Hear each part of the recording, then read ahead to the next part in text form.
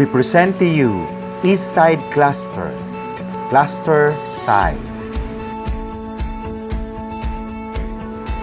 East Side Cluster is composed of barangays East Rembo, Comembo, Pembo, and Rizal.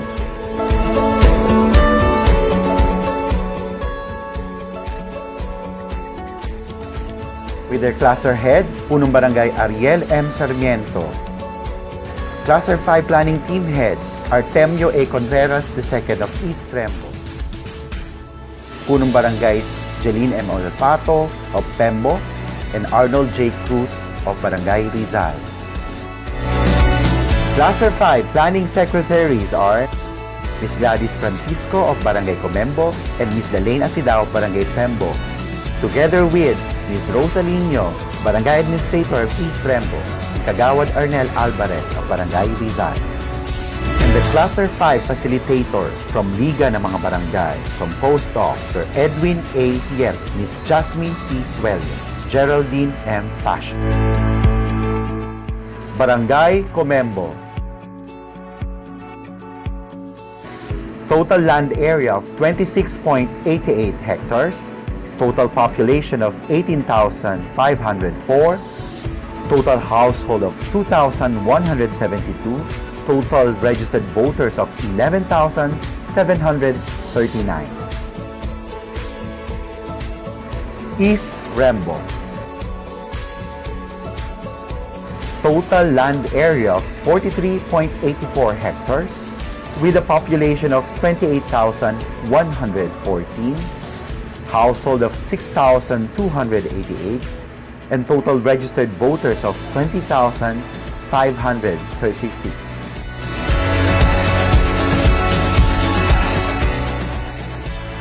Pembo.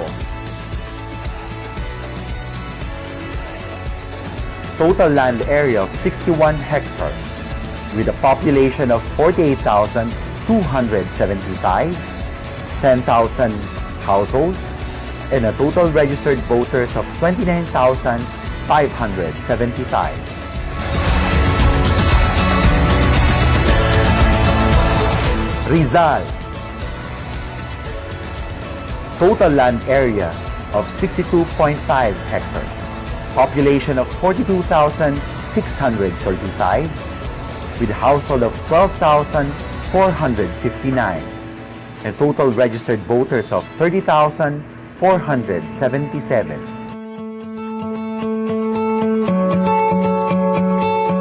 Major economic activities.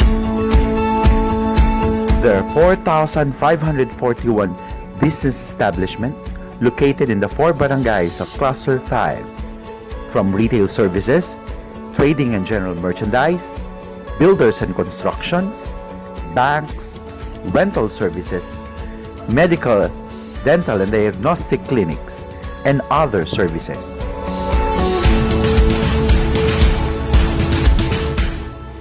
Evaluation of the 3-year accomplishments of Cluster 5. Peace and order.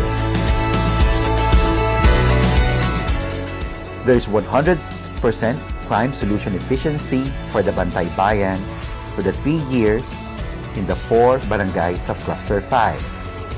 Such programs could be attributed to the Crime Prevention Month and Barkadahan. The increasing numbers of crimes solved in 4 barangays attributed to the continuing peace and order programs and active participation of PNP. The top 3 cases commonly handled by the Bantay Bayan for 3 years are theft, threat, and physical injuries.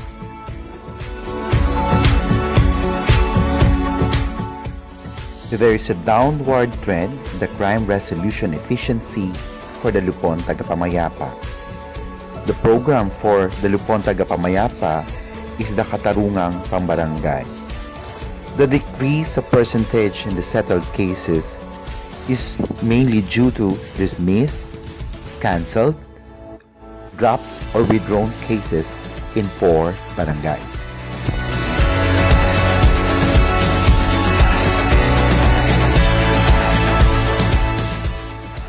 For all the barangays of Cluster 5, the most common case handled by the Lupon Tagapamayapa is estafa.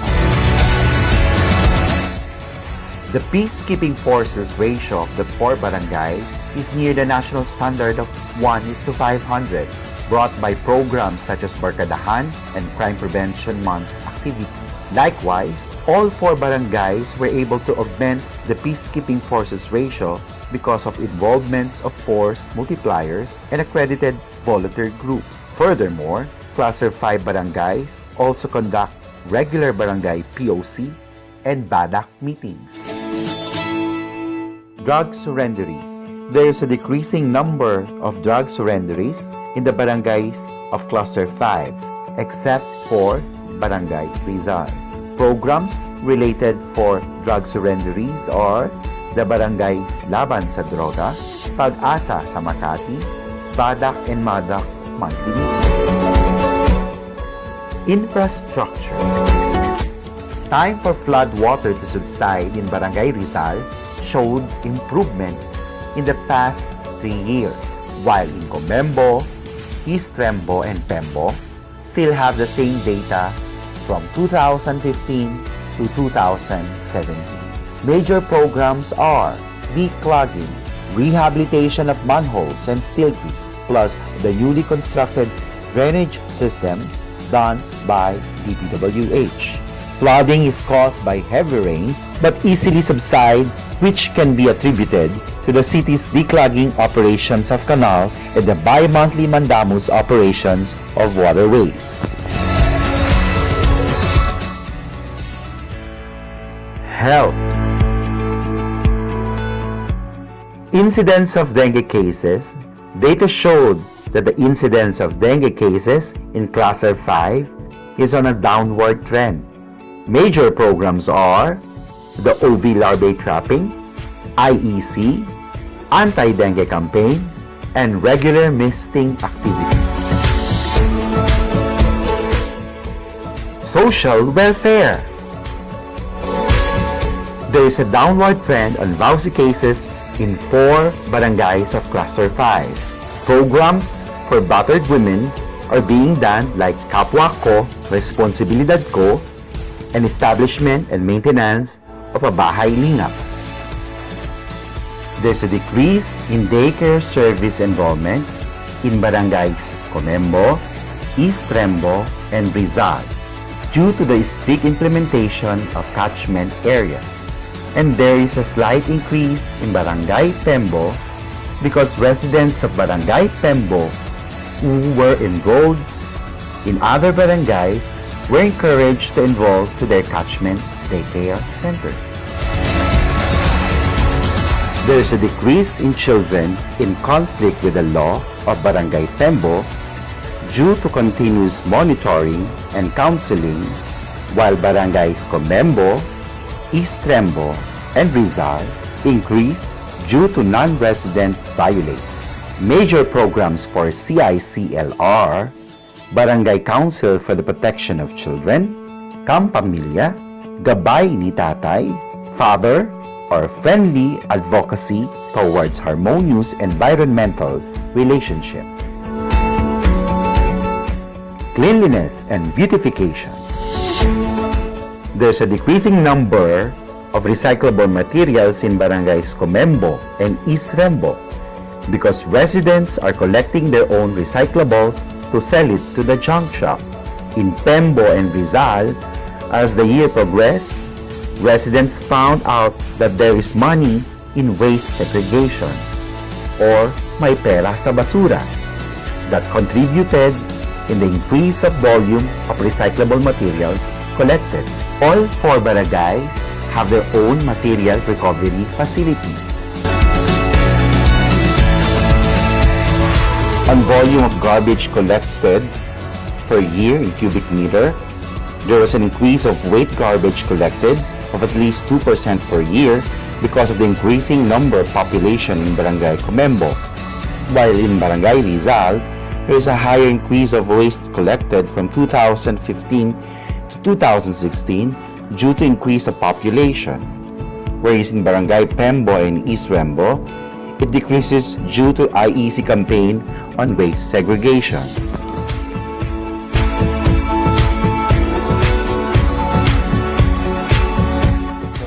Disaster risk reduction management. Cluster hazard map.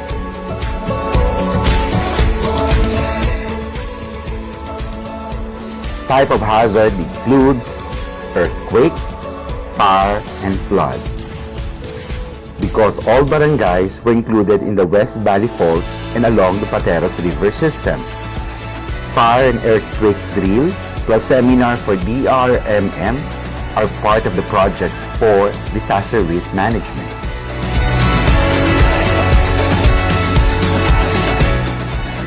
For barangays have barangay contingency plan because it was included in the BDRMM plan. However, since Cluster 5 is within the West Valley Fault line, it is very hard for the barangay to determine the actual route and evacuation plan for the constituents in case of disaster.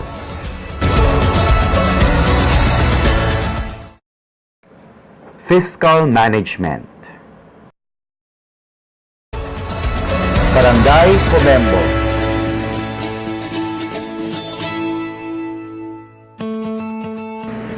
East Rembo.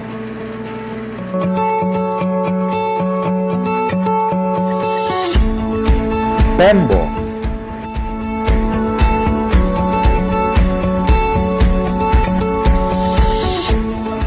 Rizal.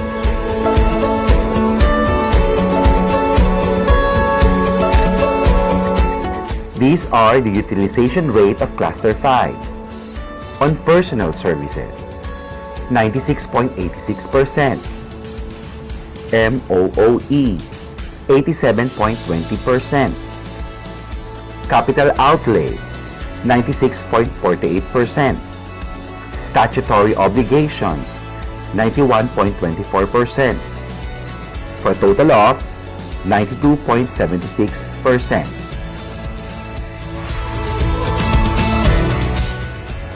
Cluster 5, major issue, concern, and recommendation. Traffic issues.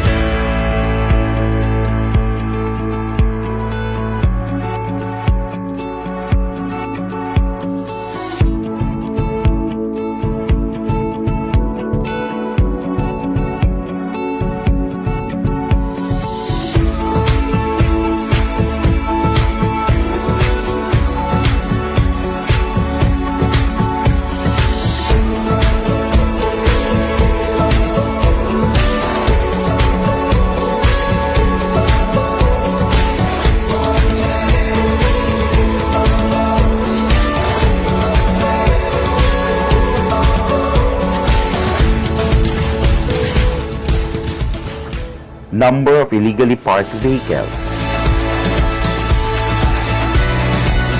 number of vehicles during rush hour in Cluster 5. Cluster project, programs and proposals. One cluster, one frequency. Communication link between 4 barangays to address traffic problems and other related peace and order issues. Multi-level pay parking. Space-efficient pay parking which address the limited space problem. Reinforcement of traffic enforcers from the city. Cluster 5 missions. The Cluster 5 of Makati is united and harmoniously working to provide the highest level of basic services to its constituents. Socially dynamic, technologically and digitally advanced, globally competitive, God-centered, caring for the environment, preserving its distinct culture and tradition, thereby achieving a suitable place to live in and do business. From Cluster 5, thank you and God bless.